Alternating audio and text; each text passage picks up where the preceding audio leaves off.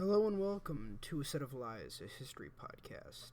In today's episode, we will be talking about the second Catiline conspiracy that occurred in Rome in 63 BC. And so today's episode is going to be covering the second Catiline conspiracy and the events before and a little bit after it. So, I suppose we'll start with the before section. A little bit of what you need to know about Roman history would be Gaius Marius and what he did to change Roman politics. Gaius Marius, for all his personality quirks, was a really great general, and he led the Romans to many victories. He was not only a great general, but naturally in the Roman spirit was a politician, and what he did was really unprecedented as far as Roman history had gone, as he went 5 consecutive years being elected consul of Rome, something that for the longest time was strictly taboo to Romans, as one of their greatest fears as a republic was being ruled over by a king. Rome itself had started by Rome, as it was once ruled by a king, although it wasn't a hierarchy as many great empires were back in the day, but it was instead based on merit, so you had a somewhat better system, but it was still ruled by a monarch, and absolute power corrupts absolutely, the saying goes, and this was kind of true for the Romans, as a little bit way into the stint of kings, they wound up with a bad one, and following this bad one being evicted, they vowed to never be ruled by a single man or a king. And what this 5-year stint of being elected as consul was sort of breaking that taboo and really changing what was allowed in Rome at the time. In addition to this stint of 5 years as consul, Gaius Marius also broke Roman taboo by breaking the Palmarian line, and he was not under triumph when he did so this was strictly forbidden. He broke the pretty much rules of Rome that had been laid out since its very founding, and with this, he showed that might really makes right. And it showed the rise of many, many powerful people that if you wanted to really do something, if you had an army to back you up, you could do that. Now, this was totally new. Before this, if you lost something, you would merely go home and try again next year. Now, if you were powerful enough or rich enough to pay the mercenaries that you had fighting for you, you could make a power grab, and that was not a good thing for a republic. Especially not one ruled by land-hoarding elites with massive treasuries and huge egos. It is also worth mentioning Sully, someone who also, following Gaius Marius, broke the Palmarian line and was not under a triumph. So, this really sets the stage for Catiline and the Catiline conspiracy. Catiline was a blue-blooded noble, but his family had not raised consuls in a long, long time, so their name was kind of fading into obscurity.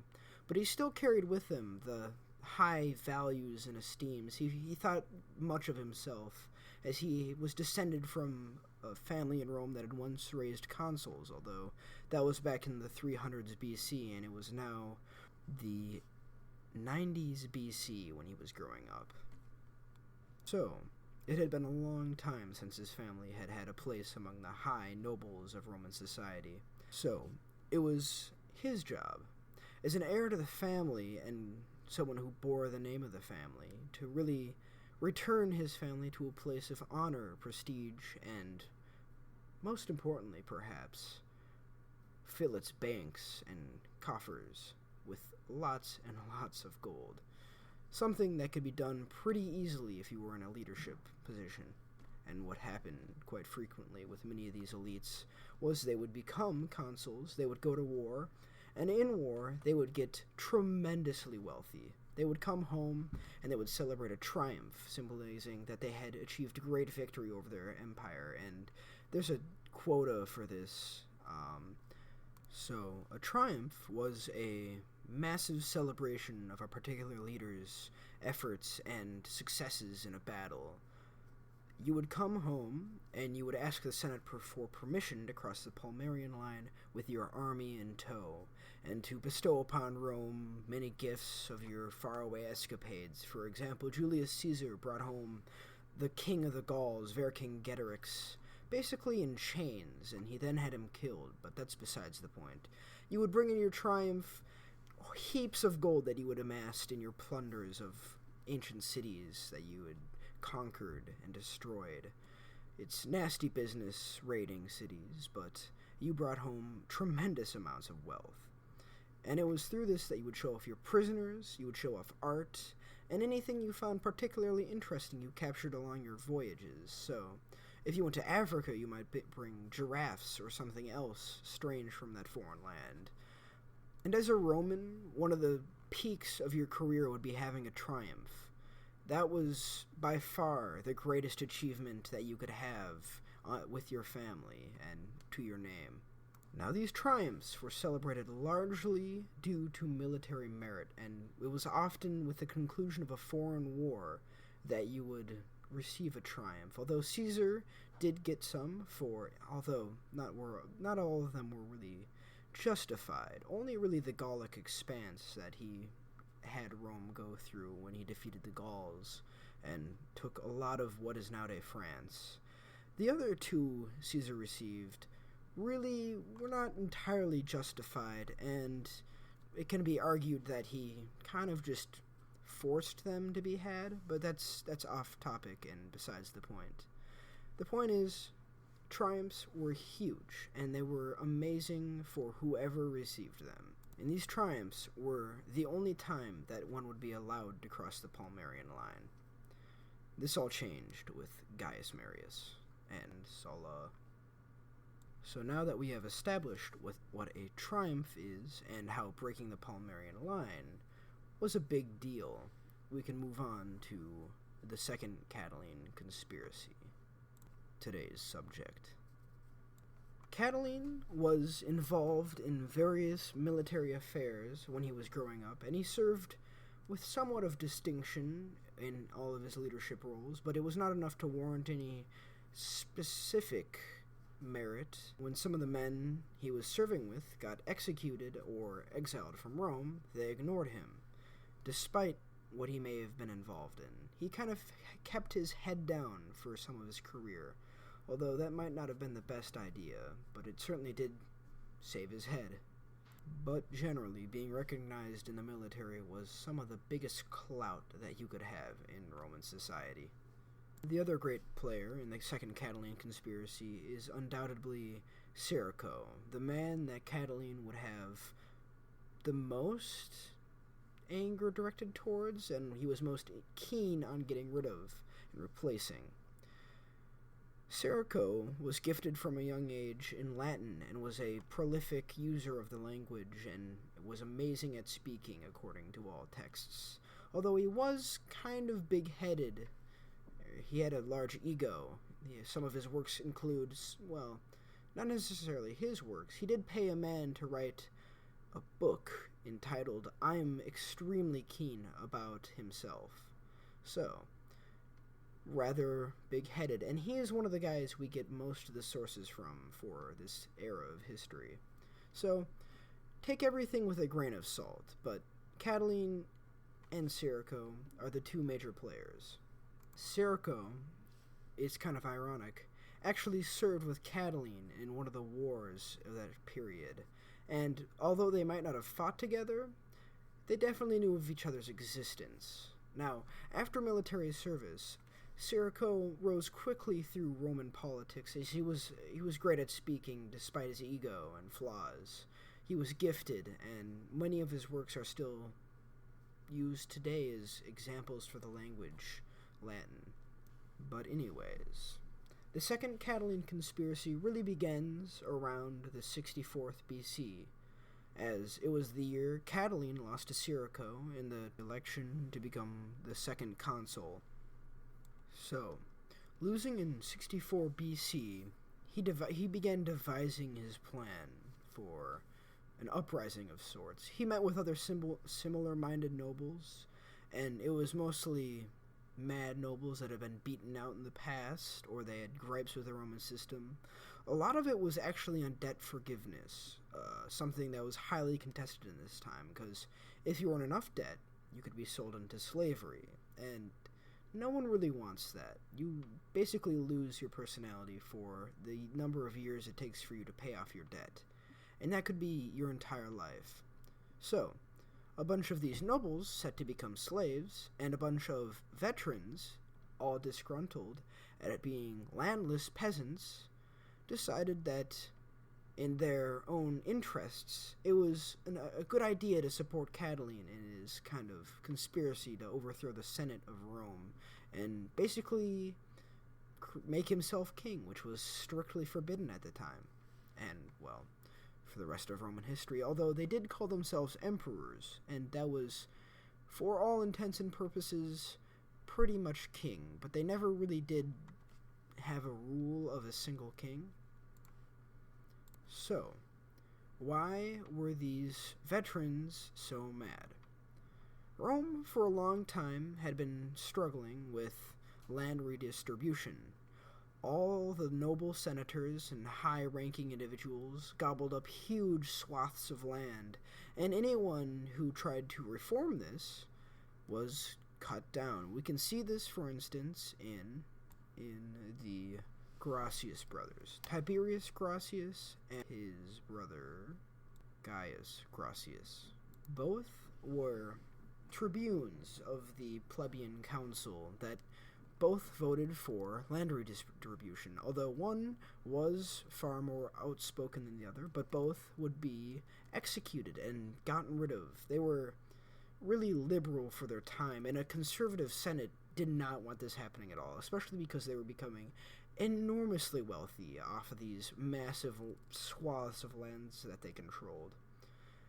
So, with people that were arguing for land distribution being killed off, and anyone who was really in favor of land redistribution not being in a seat of power and unable to get such power, you were kind of in a bad situation if you were a veteran and a common person for Rome, where the veterans of Rome had once been peasants and farmers that set down their sickles and went out and took arms against a foreign power. For a long time, they had swords, and they would transform them back into plowshares once the war was over. Really, Romans, for the longest time, you had to be a land-holding individual to go and fight. This all changed when large amounts of land became concentrated in the powers of the wealthy. This was not a good thing for Rome at all, and we can see many individuals trying to work against this, but it never happening, as the rich and powerful intended to stay that way. This was also changed hugely with the introduction of massive amounts of wealth brought into Rome, and the massive influx of slave labor that you had available to you, where once you would have to pay these peasant farmers that lived under you as citizens large, well, relatively fair wages. Now, you could buy a slave, or better yet, just conquer the slaves. You didn't even have to buy them if you were in a seat of power, and it was just part of your loot and haul that you brought back to Rome. You didn't have to pay them anything. You had to keep them living, of course, but besides that, they didn't cost a dime. And this was not good at all, because this led to even more land grabs and even less work for these people. Some people made a profit in selling their lands and moved into cities and towns to find trade work, but it never really ended up all too well for the majority of them. The majority of them came home from war and found that they were out of luck, and it was really Catiline who found these individuals. He was allied with another general, a veteran, by the name of Gaius Manlius. A lot of Gaiuses. This is Rome. A lot of very similar names. Gaius Manlius was one of these veterans. He was a general, in fact, of Sulla's army. And he came home to find he had nothing. So, a bunch of his veterans that were now mercenaries, as they were no longer fighting for land, they were fighting for pay, which meant they were loyal to the generals and the people they served, because those were the people providing their checks, decided that backing Catiline was a good idea and that he would bring about a new era for Rome and really give to the people, although this was all just promises and it's doubtful, or really no one knows that he would ever have followed through with these promises. We can never really know, as he failed miserably, but we'll get to that in a second. So, with a large amount of nobles backing his cause and a relatively mediocre-sized army, it wasn't one of the great, it wasn't like an 8-legion army or anything, but it was a sizable bunch of rowdy people. He organized for the killing of Sirico to be carried out, and the assassination attempt was put together, but it was ultimately a failure. It went nowhere. They tried to assassinate him, and he figured out the ploy due to someone's slave spreading rumors of this happening, and he had guards around the Senate to stop this. So, those caught were quickly put to death without trial, something that would come to bite Sirico in the back later, and another one of the big failures of this conspiracy was Catiline had a bunch of his nobles try to ally with a Gallic tribe, and this went over not very well for them. The Gallic tribe, aiming to get closer to Rome, asked the people that were aiming to overthrow the Senate to sign their names, saying that they were in full opposition to the Senate and planned to overthrow them. So, they took this letter that had the signed names of all these co-conspirators and presented it to Rome in a bid for, like, leniency towards the tribe, which they definitely received when all these nobles were outed and quickly, once again, put to death by Sirico, something that would again bite him in the back. So, with his allies outed and himself outed as well, he had lost everything and he suffered a great defeat. The small army that was amassing was quickly taken care of and all the nobles executed. So, he really wound up with nothing, and this was overall a huge failure for anyone involved in this. But it did show something astonishingly surprising to many.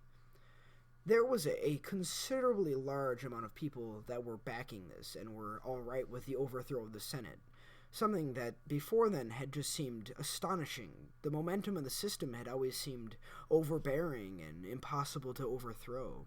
But seeing this conspiracy was just a very new piece of information for people, and the shocking amount of people that were in line with this and were supporting this was a very big deal. So while largely unsuccessful the Second Catiline conspiracy was, it did show the large stresses and tensions that were being put on Roman society. The land reforms, the mercenary armies, the fact that the generals owned the armies, and the fact that many of the ancient Roman taboos were now broken. And you can see this happening as only a few short years later, after Sirico is taken out of power, as it happened, because he put those people to death. It just dragged his reputation through the mud, and he wound up in kind of a disgraced spot, as putting people to death without trial was generally a no-no for these kind of things. So, after this, we had Caesar rise to power quickly.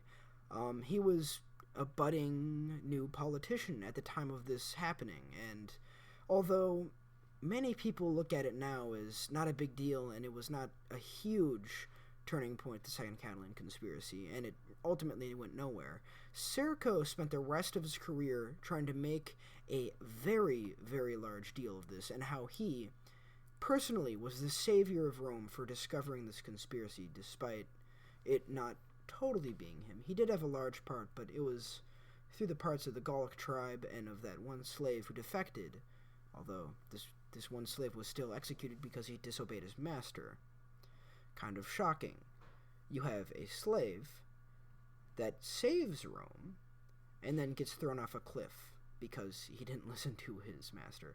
Somewhat of an interesting point, I think. But regardless, Sirocco never again really regained all of the political clout he had once had, and pretty much died a nobody. Although, to call him a nobody would be huge. He wrote letters for the rest of his time, many of which we still have, as for some reason the monks back in the Dark Ages thought it was interesting to copy down his "I am the savior of Rome" speech hundreds and hundreds of times. I cannot fathom why. He still made a huge dent in Rome and will be remembered always, unless something happens like the Planet of the Apes. But overall, unlikely. So, Sirocco, Catiline, Gaius Marius, Sulla, major players right before the rise of Julius Caesar. And that's where I'll leave you today, thinking about the rise of Julius Caesar and how these land reforms were needed and how these soldiers were mercenaries and how the Catiline conspiracy really showed the beginning of the breaking of Rome. So, that's all. History is a set of lies agreed upon. Napoleon Bonaparte. I'll see you all later. Bye. Oh, this is Gunnar Peterson, and this is the end of the podcast, but I'd just like to thank anyone that was listening to this. Thanks. It's a lot. This is the first episode of the podcast, and its quality is surely unbearable. I'm going to work on that in future episodes, so just bear with me. I hope to uncover many more lies with you, and to really explore more of Roman history, Persian history, and the history of the rest of the world. For anyone listening to this, if they'd have any suggestions of history they'd like me to cover, I would be glad to. I enjoy history, and it's with somewhat eagerness that I attack and read any subject I can. Although there is some boring areas of history, most of it's certainly worth listening to, and really examining history is some of the best stuff you can do. There's an immense amount of interplay between historical events, figures, and the things that created them. I hope to have podcasts out on Winston Churchill, and I would like to cover a little bit of Minnesota history, as that is where I'm from. We had some interesting events happen, and a lot of U.S. history, I feel like, is kind of unspoken about, especially Native American history. It kind of flies under the radar for a lot of people, and it would be really nice to bring that to more viewers, but the likelihood of having those is fairly low. So if you stuck through, thanks for listening. Also, I would like to mention one more thing. A lot of these people in Rome were starving. It was not a good time. You had these senators making a lot of money on their crops, and they were not growing corn. They were growing things like cotton, although I'm not really sure if it was cotton. I don't really know fully, but I know they weren't growing wheat. That's all I can say, because wheat doesn't make all the money. There was once even a guy that tried to overthrow Rome with wheat. So, but I guess that's a story for another time. Thanks. Bye.